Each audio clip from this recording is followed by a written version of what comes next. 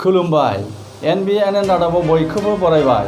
दिनै NBNN रादाबाव दङ आं जारिमिन बरगयारी। बुहुमनाङैनो साग्लोबसारनाय गिख्रंथाव भाइरास कर'ना भाइरासनिफ्राय रैखाथि मोननो थाखाय हादर नाङैनो सावस्रि बिफान, सांग्रां नोगोरारिफोरजों लोगोसे पुलिस बिफान आरो खौरांगिरिफोरा मेंनाय गैया थाद'नाय गैयाजासे गोख्रों खामानि मावबोनायखौ जों नुनो मोनबाय थादों। बे समावनो BTCनि सदर सहर क'क्राझार नोगोराव सानैसो जाखांफु खौरांगिरिफोरा कर'ना भाइरासनि दावहा नांफुबाय थानाय समावनो जर'खा खामानि मावफुंनायखौ जों नुनो मोनदोंसै।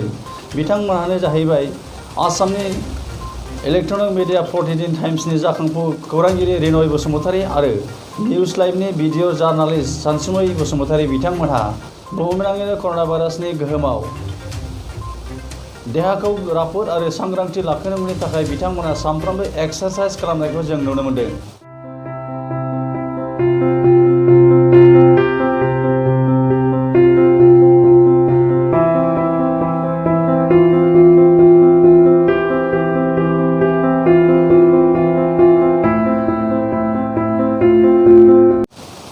आसाम हादरसा सरकारा बुहुमनाङैनो साग्लोबसारनाय कर'ना भाइरासनि गोहोमाव जिम बायदि थानसालिफोरखौ बन्द लाखिनायनि जाहोनाव बिथांमोनहा दिनै न'खराव थानानैबा बायजोआव थांनानैनो सानफ्रोमबो देहाखौ गोख्रों आरो राफोद लाखिनायनि थांखिजों बिथांमोनहा सानफ्रोमबो एक्सारसाइज खालामनाय नुनो मोनदों।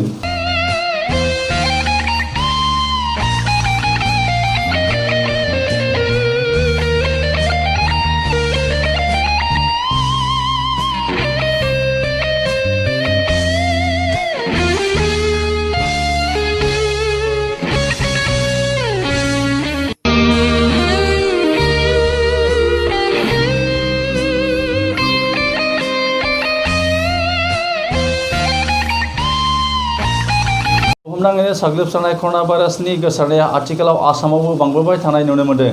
बे समावनो क'क्राझार सहरावबो 3 सुबुंनि मोदोमाव COVID-19 पजिटिभ केस मोननो हाबावदों। बेजों लोगोसे दिनै रादाबा एसेनोसै। गोजोन्थों।